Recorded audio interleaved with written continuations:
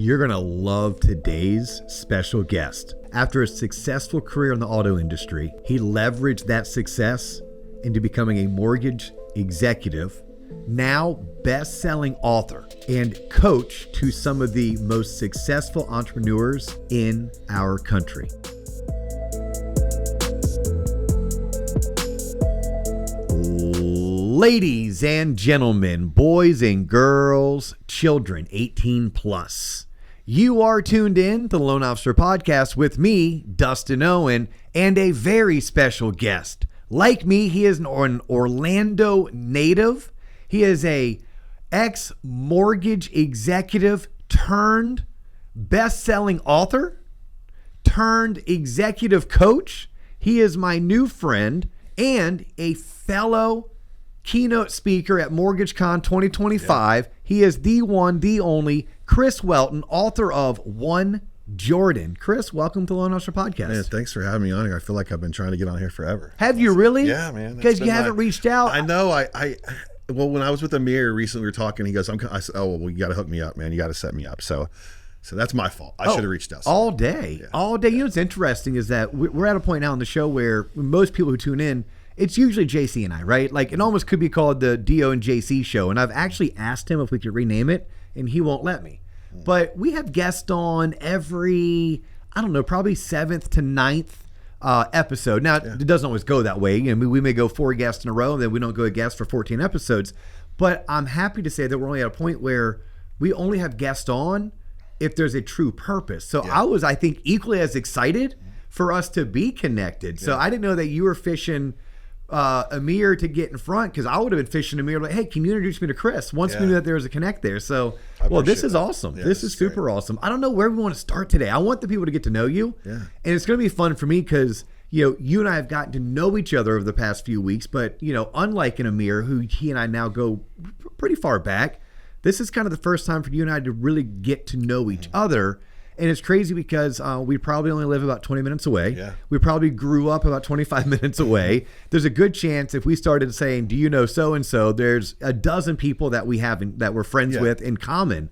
I almost want to start with the book, but I want to use the book as, no, you're going to have to wait. Okay. They're going to have to wait for the book. I'm going to tease it, though, because it's called One Jordan. Mm-hmm. I'm going to give it away. Ready? Chris, if he really wants to get someone's attention, we'll send them one Jordan, one J, one Nike shoe, and literally tell them, if you want the other shoe, we need to connect. Yeah. And I'm sure there's more behind it, but that's the tease, because we're going to make them wait towards the back half of the episode to truly dive into the book and your inspiration and what made you not just want to write the book, but the success you had with this marketing strategy of One Jordan. But let's get into you and your story. Sure. Because you have a pretty awesome story of overcoming adversity, of dealing with various trials and tribulations that life throws at us, and always persevering. Yeah. And mortgage wasn't your first career. No. Okay, no. So grew up in Orlando, went to Bishop Moore High School. I did, Shout out to the Hornets. Go Hornets. Yeah, go Hornets. Yeah. But you went up north for school. I did. Where'd you go? I went to Lindsey Wilson College, which is a small school in Kentucky. How'd you get up there? I had family from up there. Okay. And I felt like it was the right time to leave Orlando in the summer of 1990. Things were a little sketchy. So I had some friends that weren't doing the best of things. So I was like, I'm going to pack up my car. I don't remember things being sketchy in Orlando, but maybe the people you were around was a little bit sketchy. My friends of choice were not the Bishop Moore guys, my other friends. Yes. Who I'd grown up with for a long time, and it was just time to make a move and go somewhere else. So you went to school up in Kentucky. I did, yeah. What'd you study? I told us so funny. I explained this the other day. I only went to school for 1 year. Okay. And sometimes it only takes one to figure out that's not for you. Somebody asked me what I learned, and I said I learned how to chase girls and funnel beer. I don't know if I should say that or not on this podcast. Oh, 100%. Yeah. Yes, we're chase wide girls open. And funnel beer is what I studied. Okay. And then I realized I did not want to. That just wasn't my thing. The girls or the beer? The school part. Oh, okay. The school part. So we're good with girls. We're good with beer. The school thing. Girls and beer, and the school part. Yeah. Just wasn't I don't know, I just didn't get excited about it. I went to such a regimented high school where everything was really serious. Like, it wasn't like there wasn't a lot of playtime at Bishop Moore. You know, it was a college prep school. You know what I mean? So like you're there to like. Yeah, you wore a uniform. For real. Yeah. Oh, we wore uniforms, gray polyester pants, and religion class and all that. Oh yeah, yeah. It was, which I wouldn't change it for the world. It was life changing for me, and the people I've met there have been incredible relationships I still have today. But I just was done with school at that point. Yeah. So you found yourself in the car industry. I did. Selling cars or doing finance? Selling cars. Selling cars. Yeah. So when I was 19 or 18, I got my first job selling cars, and I was in Georgia at the time. And I went to the training class for 2 weeks, and here we are, get out of the training class, and they're like, okay, everybody starts tomorrow. You work from 9 a.m. to 9 p.m., 6 days a week. That's how it works. And I said, well, it's only 7 o'clock. Can I stay till 9 tonight? And they said, yeah, sure. So I stood on the front porch with the rest of the veteran car guys, and this old junky car pulls on the lot, and they're like, go ahead, kid, you can get him. Well, I thought they were doing me a favor, but they were they didn't think there was a customer there. So I went and I did everything I was taught how to do, and test drove cars and just did some different stuff, and took them into the office and got an offer written on paper, and they bought a new custom van. And like 2 hours later, they go home. The next day I come in, and there's a slip in my box, like your message box. And I grab it and I pull it out. I'd make $1,278. I made $1,278. I was like, I was rich, dude. Like, there's a comma on what I made. 19 like years old, yes. Dude. Like that was the original stacking paper. So I fell in love with the industry because of that right away.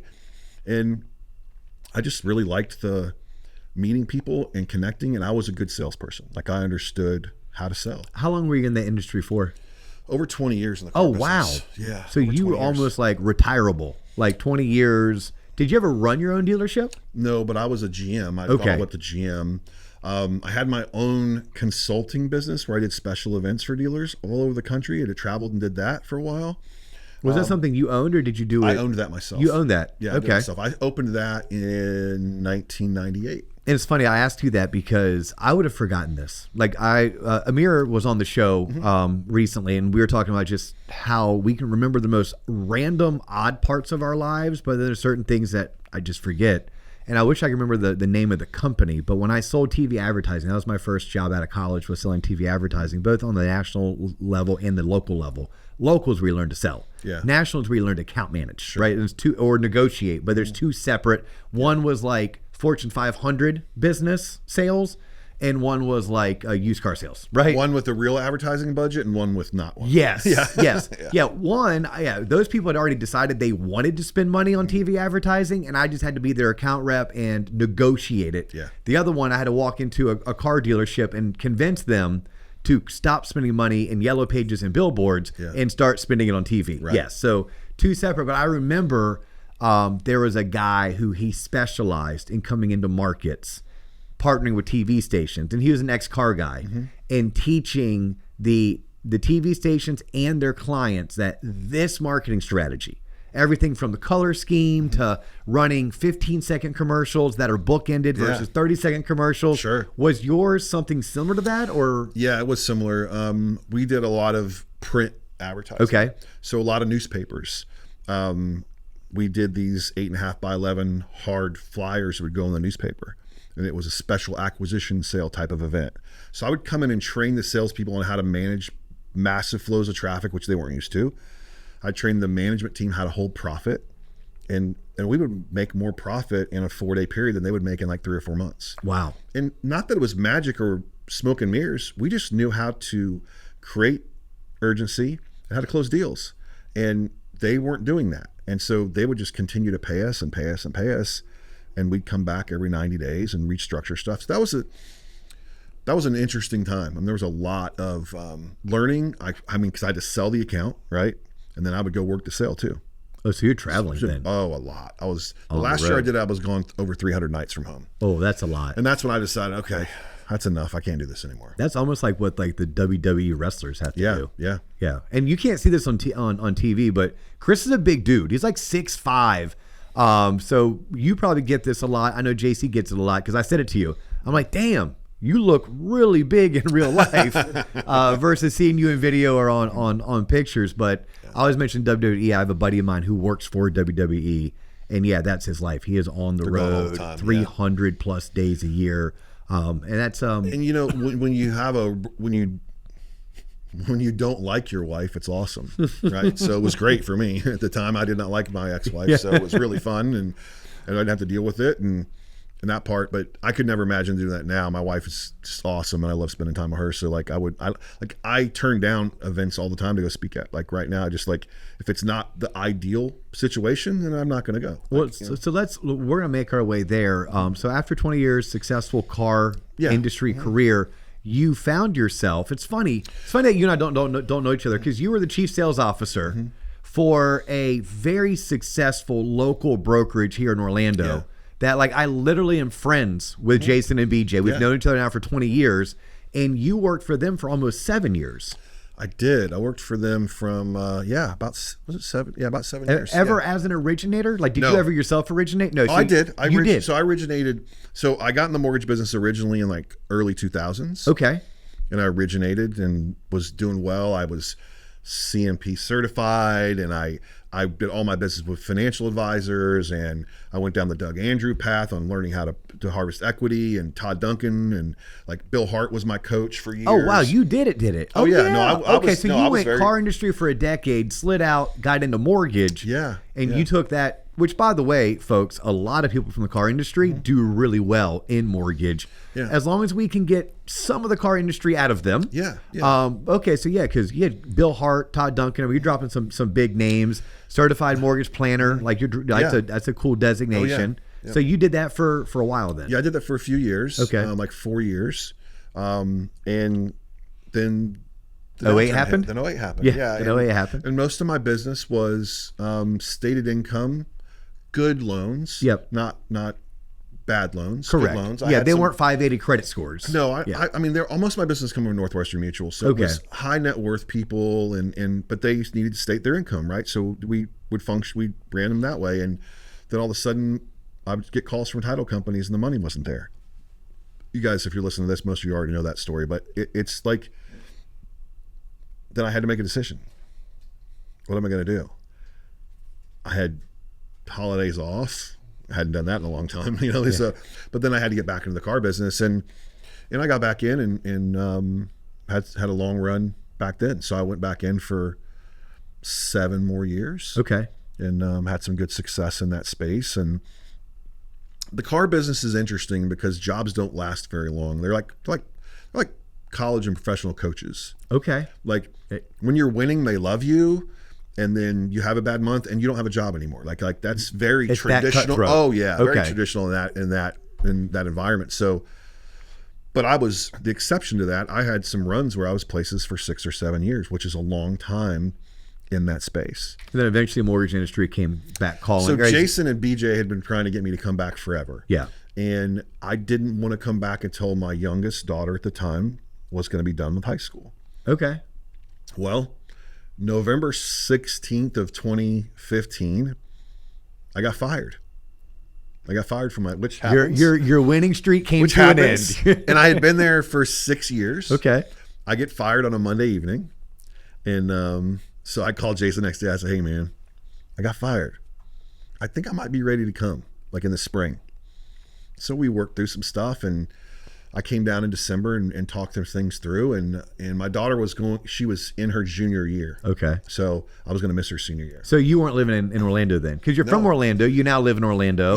Yeah. So I was living in Indianapolis area. Okay. Metro. Okay. Indianapolis. Yeah. So then I just came back down here February. It's funny. My first day there was February 29th. I love that. Leap day. So Yes. And I just got right back in. I mean, I've been leading people and training people forever, and there were some minor changes with some stuff, but I was smart enough to figure that piece out and came in, and we just absolutely grew the company like crazy over the next I have 2 years. so much respect. Like so much. I think I've probably referred 3 or 4 originators, like here locally in Orlando, when they reach out through the show, like, hey, you know, I'm looking for a good place, and this is what I'm looking to do, and this is the type of leadership I'm looking for. I'm like, well, you need to go talk to these guys over there. I love that. Okay, so let's fast forward to today, because you've kind of dropped, and I dropped even in the intro. So you and I are both going to be at MortgageCon together, Yeah. right? Both sharing the big stage. It's going to be a hell of an event. It is. So check out. You can find more details. You can go to MortgageCon 2025. I think my team has it posted up on the TLOP website. So TLOP, TLOPonline.com. But you're speaking because what you do now is coach. Yeah. You teach, you coach, and you travel the country speaking. I do. And talk to me about that. Like, how did you find that as your calling? Yeah. And how did you find leaving mortgage, leaving auto sales, and saying, nope, I'm going to dedicate the back half of my career or the next decade to helping others do what I was able to do? How did that come about? Yeah. So the first thing that happened was I was at Jason had gone to Amplify. Okay. And he came So back shout out to Renee Rodriguez. Renee's my guy. He wrote the foreword of my book. And he said, you might want to check this out. And I knew Bill had gone. So Bill was coaching me at the time. And I said, Bill, because I signed him back up to coach me when I got back in the business. Okay. So I talked to Bill about it. And he's like, yeah, you should definitely go. So I ended up going to Amplify in South Florida, and started perfecting or learning how to tell my story. And I was like, okay, I have a powerful message. Wait, was this in Fort Lauderdale? It's in Fort Lauderdale. In like February, March? This was January of 22. You know what's so crazy? JC and I were there. We were there. We actually came in the night before the Amplify event started, did a podcast episode with Renee, went out to dinner with Renee. The next morning went deep sea fishing with Renee. Someone may have gotten seasick, not named JC or Dio. And then he had to kick off everything at about like 4:00 with you all. Yeah. And John and I drove back to Orlando. Oh, wow. Like how crazy, That's like crazy. 2 years later. Okay. Yeah. So you're at one of Renee's like staple retreats called Yeah. Amplify, 3-day event. Highly recommend it. Yeah. And then I just realized that I had something special to share and tell to people. And now I had kind of a framework on how to do it. I've never been afraid to get on stage and speak. Never been shy. Never had an issue with that. Like, you could throw me in a room with 2 people, or you could put me at the I still call it the Orlando Arena. Yeah. The arena. And I'd feel the same. So, but then I had to figure out how to tell my story and how to do a tie down and those things. So I really started getting into it. framework, tie downs, takeaway, Yeah. keep your hand in the box. Yeah, Right. yeah. The influence zone. And so I started working on that, and I really got into it. And then I was like, okay, I had a new coach, because Bill after that, Bill went to go work at Movement. Yep. Had a new coach. Was talking with him. Speaking of which, I want to get Casey on the show. So maybe I can work Bill to get in front of Casey Crawford. I bet you can. And I want to get Casey on the show. I'm sure But you can. I'll put it out in the universe. Anyone knows Casey, tell him to hit me up on LinkedIn. I'd love to Yeah. figure out a way to get Casey on the show. I'm sure you can. But so I just started enjoying that space. I'm like, okay, I really like this. I started being coached by another coach. Adam Roach is his name. He's still my coach today. And after a few months, he's like, you should coach. I'm like, I coach guys right now. So he goes, no, like, really coach. Like, what would you think about coaching some LOs through my company? I'm like, okay, let's try it. So I started doing that, and I was really enjoying it. But I was coaching more realtors than I was LOs, which was really cool. And so I was working through the process with that, started enjoying it more. I'm like, okay, I want to get on some stages. He agreed to put me on a stage at his event, the Summit, which was in 2022. So I went to Renee again, did Amplify again to learn more. Yeah. Now, who is this? What the summit? So it's called the I Love Coaching Summit. Okay. Yeah, not Okay. the core. Okay. No. Yeah. No. All right. Not the core summit. But yeah, so it just kind of evolved from there, and I started kind of getting into my own. I felt like this is where I wanted to be. I wanted to help more people. And this isn't a knock on anybody that's worked for me. Actually, it is. If you fall in this trap, it's your fault. 10% of the people want to learn from us. The other 90% want a paycheck. And I was tired of the 90% wanted a paycheck. Yeah. Dustin, I just was. You know what I mean? Like it. So I'm like, you're going to pay me to coach you? Like, Yeah. You're going to pay me to do my job. And you're going to do the work? Yeah. What? You're going to do the homework, and you're going to show up? And yeah, so I started heading down that path, and the timing just got right. My my wife, who's my number one fan, she's like, I want you to do whatever it is you want to do. So I started a podcast 2 years ago.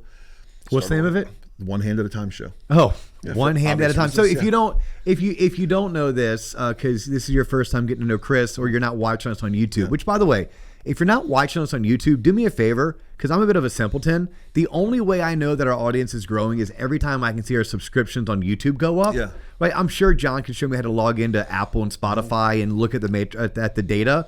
I just like to go to YouTube and see, oh, look, we went from 22,000 to 23. Awesome. Yeah. But no, if you're not watching us, please go to YouTube, the Loan Officer Podcast, subscribe. But what you'll notice is that Chris was born with a birth defect, and that birth defect is you're missing half of your left arm. Left arm, yeah. Yep. Yeah. So okay, go ahead. We call that a limb difference in our community. But Yeah, that's what we oh, call it's a limb. Is it a it's limb called difference? a limb difference. What do you It call? is. I was born with no teeth. What's that called? I don't know. Kentucky. Yeah, okay. Nice. Wow, man, that was good. I have no idea. And by the way, I'm speaking at the Kentucky MBA in March. Please take no offense. That was just a funny, and I cannot wait to go to the great state of Kentucky to Bluegrass speak. state. Yeah, the Bluegrass State. Yeah, we're going to Louisville in March. Nice. No, so your podcast is the One Hand at a Time the show. one hand at a time. That's awesome. Yeah. So then I did the podcast, and it started taking off, and I did spend some more time with Renee. Renee, I've done a lot of stuff together. Yeah, I actually spoke at AmpCon in 2023. Yeah. All right, cool. Hey, Renee, hook a brother up. I can't wait to be at AmpCom next time you have it. But your podcast, out of curiosity, because I now need to go check it out, is it mortgage specific? Is it business specific? Life specific? It's kind of across the board. I mean, Okay. there's been some mortgage people, some real estate people, business, life stuff. Like I just had on Amy Truesdale, who is the Paralympic Taekwondo gold medalist from Great Britain. Oh, wow. She's missing the same arm I am, and she like one day followed me on social media, and I was like, "Oh, hey, Amy." So I DM'd her, and I said, "You come on my show?" She'd love to. So I just had her on. I mean, I've had Flex Lewis, who's 7-time Mr. Olympia, on. I've had LaShawn Merritt, who's a 3-time Olympic gold medalist. So I've had some pretty cool guests on there. But then I've also had great mortgage originators, right? Yeah. And realtors and just different people. I've had some of my coaching clients on there that I think are interesting. So I've had them on. Yeah. So you basically went from coaching your employees for the past probably 20 years, right? Yeah. Associates that work for you or work for the organization that you lead and manage. And through fate or calling, one could say, recognize and realize, wait a minute, well, I'm good at this coaching. I'm good at this leadership thing. Yeah. But let me do it for the people who want it. Yes. And let's make a living out of it. So you had some help, whether it's through Renee, whether it's with Coach Bill Hart. So I got most of my help in that area with Ben Newman. With Ben Newman. Yeah. So Ben's a guy I need the introduction to only because his name keeps on being recommended to me, where I'm asked, "Oh, you know Ben, don't you?" And I don't. Yeah. I don't know Ben. So who is Ben Newman? So Ben is the number 3 performance coach in the world. Wow. In the world. Okay. Right? Like he's on. Of course, then I don't know him because I'm nowhere close to being where he is. Well, he's in the same top 5 as Ed Milet and I do love me some Tim Grover. I and those love guys, Ed right? Milet. Okay. So he's actually the second person I ever sent a Jordan to. Okay, so now we're going to get into the Jordan story. So fast forward, or maybe a quick recap. Today, Chris is a keynote speaker, right? You travel the country, you give keynotes, you've been on some of the biggest stages, some of the biggest people, and never set out to do it, but it found you. You were never afraid of it. Never afraid. Yeah. And then you invest a little bit of time, a little bit of money to learn from an expert such as Renee Rodriguez on how to do it. You probably recognized at AmpCon when you're in that group of, or Amplify, you're in that group of 8 to 10. You were probably one of the better. Brian Covey was in that group with me. Oh, Brian Covey's a stud. He's my guy. He's Okay. He's one of my Okay. he's one of my closest friends. Oh, these days. shout out to Brian. I love me some Brian Covey. I was just talking to him this morning. Okay. Yeah, Brian's one of my guys. We met there actually. So, but yes, You guys standing next to each other would look like the movie Twins. It does. It does. Okay. Yeah, it does. Sorry, I'm gonna pull my headphones up Oh, here. go for it. Okay, so then maybe you were the second best. Maybe you're the but you knew. Well, Brian was okay, leaving the next day to go speak at a Maxwell event, so it wasn't really fair. But so I mean, I knew I was more comfortable and wasn't afraid of things, and I take criticism. Like I played sports, right? So like I take coaching well. I don't second guess it, right? And Renee was great with that, so learned from there. But So then Ben Newman is who got you into coaching. No, well, Adam, my current coach, got me into coaching, but Ben has helped me build my coaching practice. Okay. Yeah. So, I decided to write the book because I felt like I'd outgrown my circle. Nothing against the people around, but I couldn't get where I wanted to go next with the people that were there. So I came up with this list. I had a 9-hour flight delay trying to fly back after speaking at an event in North Carolina or South Carolina. And our flight delay was delayed for 8.5, 9 hours. I was sitting at the Charleston airport because we had a hurricane here. And I started writing my list of who I wanted to connect with, my One Jordan list. And then I started DMing and texting and who knows this person and whatever. I talked to Ben Newman's Monique. She's kind of the assistant or kind of runs the coaching side of it for him the year previous because I wanted to know what it took to be coached by Ben Newman. I said, I can't afford it. Yeah. But I want to know what the number is because when I can, I want to be able to call him and say, I want one-on-one coaching from Ben Newman, right? So she told me. So then I messaged her at this point and I said, hey, what size shoe does Ben wear? And Did she ask you why? she did not. So she gave me the shoe size. I got the one shoe, just sent the note, sent it out to Ben. And like a few days before Christmas, I get this text message from a number I don't recognize. And it says, Welton, you have my attention. And it's a picture of the note and the shoe. And he said, when can we set up a call? So the day after Christmas that year, I got on a call with Ben. Like on Boxing Day on December 26th. Yeah, December 26th, Okay. yeah. And we started to have conversations, and then it just kind of went from there. I'm a BNC certified coach, so I've been through Coach to Coaches, which is a Ben Newman deal that he does and helps people create coaching practices. Were you that prior to connecting with Ben? Oh, no. You These all weren't. came afterwards. So you literally can't get home from Charleston. So you had this idea, right? And this idea was like, hey, if I ever want to grab someone's attention, here's what I'm going to do. I'm going to get a really cool, trendy shoe, pair of shoes actually, and I'm going to find their shoe size. I'm going to send them one. And the notes basically in the inside is going to state along, I want to connect. So if you want to connect, here's my contact information. And when we connect, I'll send the other shoe. So the note, so first of all, I heard Bradley say this on TikTok about it. That's where I got the idea. So shout out to Bradley. Brad. LEA, by the way. And Renee's the one who actually told him to do this, but they neither one have never done it. So I perfected it. And I think it says it in the book from Renee. But what I say is, please accept this one Jordan shoe as a gift for your time to read this letter. If you like the other shoe, please give me a call. And I'll put my cell phone, and then I put my Instagram handle in there, and I box the shoe up and I send it off. And it's been really good. I have a list now of people that haven't responded. And one day I'll be on stage with those people and I will ask them what happened. I've got a list of people. I bet it never got to him. I bet it never got to him. Well, I know Ed Milet got it. Oh, you do know? I talked to his sister. Yeah. Okay. Yeah. How'd you connect with Ed's sister? Isn't she a teacher? No, other sister. Okay. Yeah, Erica's his assistant. Okay. I met Erica at an event. Okay. Yes, I met Erica at an event, and then I got her email address. So I emailed her. That's how I got the shoes. That's how I got. This is the master networker, right? Like this is networking 101, and you just do it at a very high level with not being scared. Yeah. So Ed wasn't on my original list, and neither was Gary V, who I just met this summer at the Forward event. Right. I got Gary V's. I asked Gary when I was talking what his shoe size was. He hasn't responded. But what I started to do now is I send the shoe. They don't respond within a couple weeks. I send the other shoe. Oh, you do? Yeah. Okay. And I send a copy of my book. Okay. And then it's like, did you get it? Maybe you didn't, but then I send it. So, but the biggest one of all, like when you and I talked about this outside earlier, who I believe is the GOAT in my space, and I think yours too, is a guy named John Maxwell. His book, 5 Levels of Leadership, is one of my favorites. He's, the guy's like written almost 100 books. I was just with him a few weeks ago. And tell him they're not all good, by the way. They're not all good. They're not all good. He tells you that. He tells you, he goes, some of these books are bad. But 5 Levels is just really good. Amazing. Yeah. He's been on his game. The last couple books have been really good. Yeah. But so I met him at an event. I always pay the VIP and get the VIP because I want to meet the people in the VIP room anyway. So that's a secret if anyone wants to hack. Pay the extra price for the ticket so you can get in the green room or VIP room to meet the people you want to meet. I love that. Say that again for the people in the back. Yeah. So buy the VIP ticket so you can meet the people you want to meet. And I always fly first class too. Not because I can afford it most of the time, but because the guy next to me might be the guy I need to meet next, right?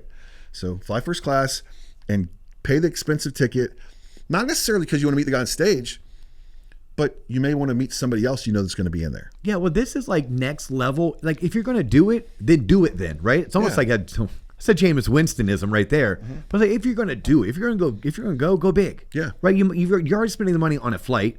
You're already spending money on the ticket, on the hotel. What's another $600 to get the VIP ticket? Yeah. Instead of like, oh, I don't know if I can do that. Like, no, you're doing it and you're going to do it right. When I look back at all the people I've met in those situations and the relationships I have now, it's crazy. Now, I go to events, and I'll get back on the book in a second, but I go to events because I want to grow and learn. I'm not there to hide from my life or to, overdrink, because that's what a lot of people do. Mm-hmm. That's not why I go. I sometimes overdrink. That's why I need 75 hard, because it always keeps me in check. You do. Yeah, it does. I'm due to do it again in January. I'm doing it right now because I needed a reset. Oh, gosh. It's time number 4. I'm the 4th time going through. Yeah. First time was life-changing. Mm-hmm. Second time was really impactful. Third time, I actually called it 75 boring because I was like, was living the lifestyle. 2024 kicked my ass, Chris. True story. It kicked my ass.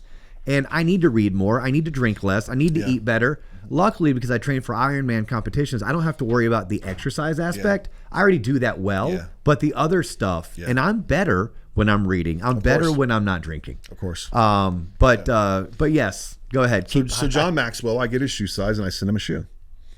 And then I get a phone call from this West Palm number, 561 area code. And I don't answer it, of course, because who answers a call they don't know? Well, it's probably your warranty had expired. Exactly, right? My warranty expired or my health insurance or whatever. So it goes to voicemail. And I check my voicemail a little while later and it says, Chris, John Maxwell, where's my other shoe? I'm like, dude, John Maxwell called me. How nervous were you calling him back? It was the worst call ever. It was like my first call ever taking a 1003. It was blah, blah, blah, just the worst, right? So I called him, we talked for a little while, for 10 minutes, had a 10-minute conversation. I sent him the other shoe. Sent him a copy of my book. And the craziest thing happens a few weeks later. I start getting these DMs and stuff from people I've never met before. And they're saying, hey, are you the Chris Welton that John Maxwell speaks about on stage? I'm like, maybe I am. Then a friend of mine was at an event and says, hey, John Maxwell does this new thing called getting out of the people pile. And he uses the example of the One Jordan book, the shoe, and Chris Welton. Wow. I'm like, dude, that is insane. So I text with John all the time. He responds, he's open to, I can communicate with John Maxwell. The other day I'm at an event and I was speaking, and when he gets done off stage, after I had spoken, he gets off stage, and I'm so glad I have my video crew travel with me because we're shooting this docuseries right now that's going to be out early next year. And so he comes off stage and he's like, Chris, oh my God, I'm so proud of you, man. I love you. And gives me this just massive hug. And they were going to the VIP lunch. I was going to catch a flight, but he's like, come with me. So I walked with John Maxwell, rolled the elevator upstairs, and we're talking, having conversations. He pulls his phone out. He's like, let's do another picture together. Takes a picture of us two together. John Maxwell's phone and me, not my phone, his phone, right? So that made me realize that to continue doing the One Jordan, keep following through. I have a list right now that I'm still working on. I work on it all the time. But it's upgraded my circle. And it's also created social proof. I'm trying to I do these I am statements in the morning, and one of those, I am the #1 performance coach in the world. Well, how am I going to get there? I better have some social proof, brother. Mm-hmm. And a book's social proof, and if you see videos of social proof, all these things are social proof that I'm going to get there. You know what I mean? Or at least have the tools to get there. Well, and not only that, but it's I'm a huge believer, iron sharpens iron. Mm-hmm. You are the company you keep. Yeah. Right. When you were a teenager, you were the company that you kept. Yeah. Therefore, you went to Kentucky. Yeah. Right. Yeah. Get away from the company you were keeping. Mm-hmm.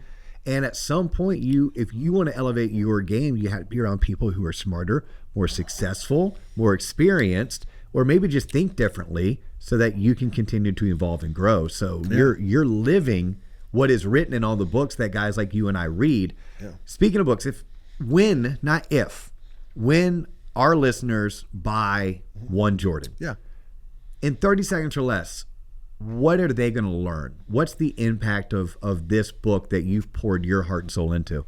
30 seconds or less, but that's tough, bro. Well, 'cause I have 2 more questions, and at some Yeah. point we have to wrap it up. I know. You right? have to go to the airport. I do. I think they're going to learn about tenacity of connecting with people at a higher level, but they're also going to learn that these people are just like us. So each chapter is a different story of someone who accepted the offer. There's one person there who didn't accept the offer, but it's a really good chapter. Dan Martell, one of my favorite chapters of the book.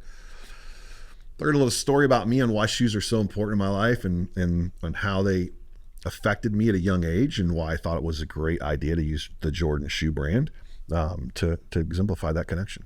What I'm gonna have to ask this without giving the book away. Yeah. What do shoes mean to you? Shoes were a status symbol to me. Yeah. And I didn't realize that until I walked into a Foot Locker at the Winter Park Mall and saw my first pair of Jordan Rest in ones. peace. That mall does not exist anymore. It's the best mall. I used to ride my bike there from Kingswood all the time and go to the arcade. But I walked in there with my grandmother Margaret, who's, God rest her soul, she lived to be in her early 90s until she passed away. We walked in and there was the Jordan 1s. I'd never seen them before. I didn't know what they were, but I knew I wanted them. And I knew that they were better than the ponies I had on. And I had not enough money to pay for them. But my grandmother made enough money. She said, give me what you got. We'll get those shoes. And it made me feel like I was different. I'd laced those shoes up, man. I was so proud of those things. And shoes have been that important to me ever since. And I grew up in a wild situation. This is a whole other story, but my mom was a heroin addict, so money was good sometimes it wasn't. Sometimes Christmas presents were there the night before, and then the morning they weren't. Wow. So we had all this crazy stuff going on. And when I got older, I said, when I can afford it, I'm going to buy as many shoes as I want. So I have as many shoes as I want. I actually just donated 40 pair last week to a boys' foster home up in Seminole County. That is so cool. So but I'm a big How many pair do you think you owned? If you were to guess. 200 probably. Wow. How many have you not worn and you'll never wear? Shoes that I won't ever wear, maybe a couple pair that I'd never wear. Okay. I mean, some I just haven't gotten to wear yet. Like I didn't even remember, I was looking for a pair the other day and I didn't even realize 6 of these ones I didn't even I didn't even know I had those in burgundy. I didn't know I had those in green. Because sometimes I'll buy 8 or 9 pair at a time. And then they'll show up, and then they'll just go in the closet. And if people want to buy the book, is it in bookstores? Is it on Amazon? It's on Amazon. Okay. If you want a signed copy of the book, you can buy it through my website, which is chriswelton.live. It's the same price as the Amazon. I mean, it's the same price. So if you want a signed copy of the book, like I gave Dustin, you're welcome to go through my website, and then we'll get it out to you. And then your hat says Undefeated. Undefeated, yeah. Your shirt says the time is now. Walk us through that. Perfect. So Undefeated is my next book. It's called Undefeated Morning. And it's a routine that I've done consistently to win the day. I stack wins in the morning, and then I'm going to be undefeated by the end of the day. I'm not going to lose the day because I'm 6 or 7 wins ahead. If you follow me on Instagram and you DM me, okay, Instagram handle is one hand at a time. One hand at a time. Yep. Easy. Yep. If you DM me Undefeated, my team will get you the Undefeated Morning Playbook, which is what I do. And you don't have to do the same way, but it's exactly what I do, and we'll get that to you for free. It's a great roadmap. It is. I mean, it's a great roadmap. It is, but the book's going to be more detailed and going through some stuff on some other parts of it, but it's going to be a fable about how people lose their lives on their phone, and this is kind of the path to straighten that out. And then the time is now is my group coaching community. I do one-on-one, I have some high-level clients and some consulting stuff, but Time Is Now is my actual group coaching community that I have. We had our call today.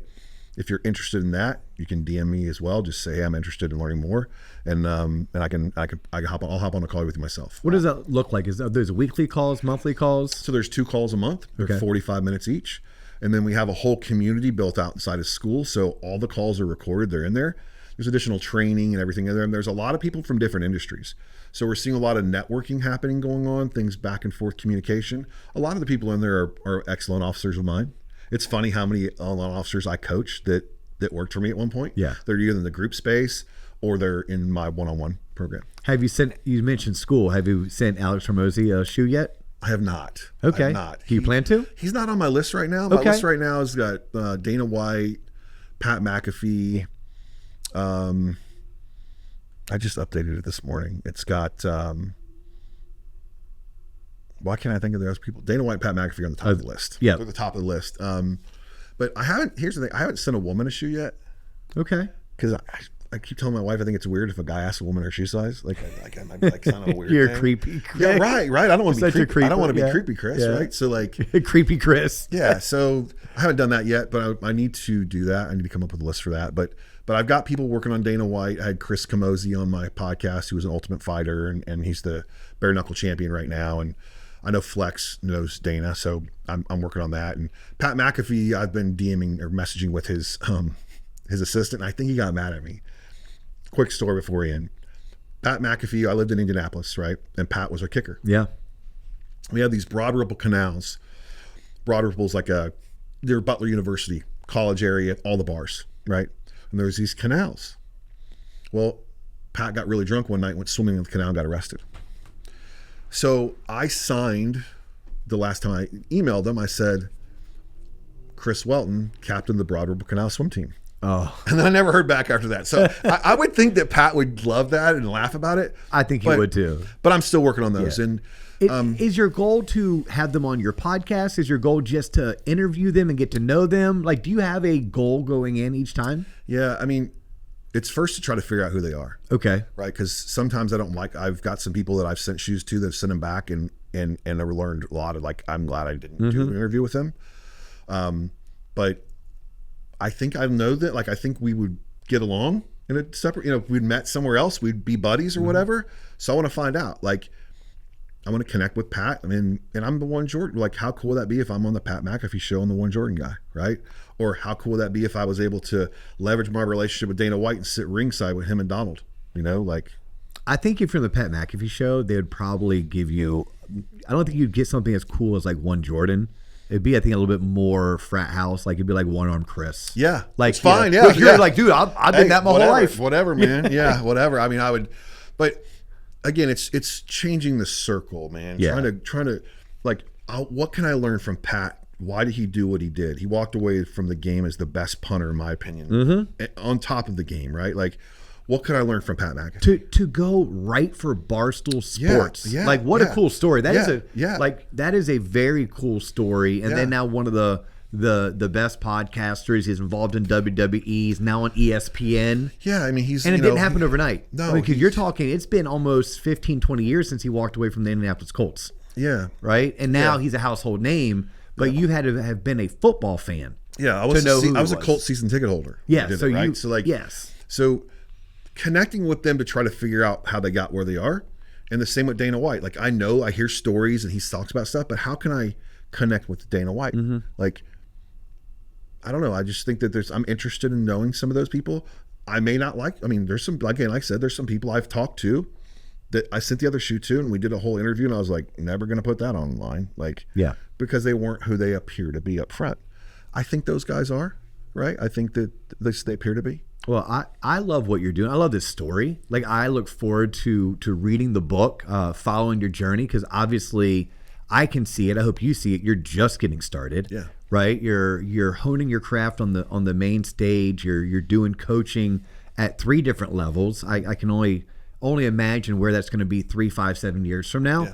And I'm super stoked that you and I are now friends. Yeah. So that, we can do more together in the future. Yeah. Unfortunately, our time has come for this episode, but we're local. Yeah. Right. We can have you back next year, which, by the way, is only a month from now. Yep. But we can have you back next year on the show, and we can continue to do this and find really cool topics or stories to tell. Remind the audience one more time, Chris, if they want to follow you, website, favorite social handle, etc. Yeah, so Instagram is my favorite social site to be on, just because their DMing program is probably the best, and it's facts. One hand at a time. Okay. Just one word, all spelled out, one hand at a time, right? And one is spelled out. No, yes, O-N-E. Yeah, Okay. O-N-E. Yep, one hand at a time. And then my website is chriswelton.live. Okay. Right, and then you can get to everything from there. Like, you can get to my socials from there, my LinkedIn and stuff, whatever. You can book a call with me on there if you go through the channels and you pass the test from my assistant. But there's ways to get on my Calendly from there, and I leave a 10-minute spot open on there for people to book calls, and there's a small time every week that I fill those calls in. So we can get on there and talk. We can talk about me speaking at your events. I do a lot with foster kids around town. That's one of my passions, is them, and also with kids with limb differences. Like there's some stuff we do there with the Lucky Finn Project and also the Finley Project, which is a not-for-profit that helps people who've lost infant children. So that's where we spend a lot of our time, like our excess money that we try to have with my wife. And she did get on me the other day. I donated more money at the Make-A-Wish event. She's like, okay, no more events this year. Like we're 25% over what we were gonna donate. I'm like, I know, but the kids, they get me every time. Like, she goes, that's why they invited you. I'm like, yeah, I know. Yeah. So yeah, so you can find me on there. One hand at a time. Instagram's the best way. I respond to my DMs. It's not somebody else. It's not a bot. And then you can jump on my website and email me or whatever from there. Awesome. If you want to come meet Chris and I in person, February, Universal Studios, Orlando, Florida. The event is MortgageCon. Obviously, if not a mortgage professional, don't know if it's the best setting to meet us in. But you can definitely go to Chris's website. If this is your first time tuning in because you're like, oh, I love Chris, I want to see Chris. Thank you. My first name's Dustin. My last name is Owen. You can find me on LinkedIn. The show is the Loan Officer Podcast. So our Instagram handle is at the Loan Officer Podcast. Our website is tloponline.com. TLOP, pretty simple. It's the brand. It's TLOP, the Loan Officer Podcast, online.com. That is all the time we have for them today. But we do look forward to y'all tuning in to the next episode. He's Chris. I'm Dio. And we will catch you on the next episode. Peace.